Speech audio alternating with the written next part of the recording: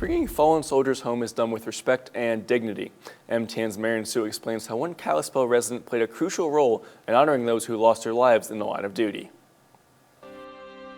One of the mottos that we had there at Dover is what we do for one, we do for all. A motto harnessing dignity and respect, especially during a time of grief and sorrow. Kalispell resident Darren Schwartz served as a key member of the Army, performing dignified transfers, bringing the remains of fallen combat soldiers home. We would get information that a death has occurred, and so the Air Force then starts working on how do we get that soldier's remains back to Dover as quick as possible. Schwartz served as the Army liaison chaplain at Dover Air Force Base for 1 year, providing emotional support for the families of fallen soldiers during one of their worst days. For a lot of folks dealing with grief like that, what I have found is many people, they want a chaplain around.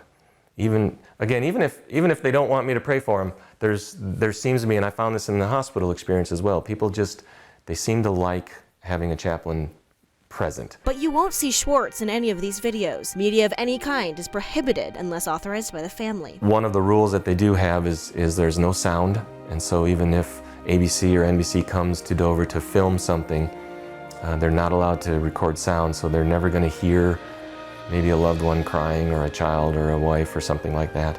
They're not, based on where they're positioned, they cannot see the family, so they do that. That's very intentional to protect again, the privacy and the confidentiality of the family who might be present as well. Media was not present when Billings native Sergeant Nathan Irish was brought home. Irish died in October of a non-combat related incident in Iraq. Once we knew where he was going, I actually got some information and contact from some of my chaplain colleagues here in the state of Montana. That sort of made the connection home and made it a little more personal, that I knew some of the people who would be with him at the other end. Schwartz is no longer on active duty and has returned to his position with the National Guard and Kalispell Regional Hospital, where he served as the hospital chaplain before leaving for Delaware. For now, he's happy to be home with his family in Montana. In Kalispell, Marion Sue, MTN News.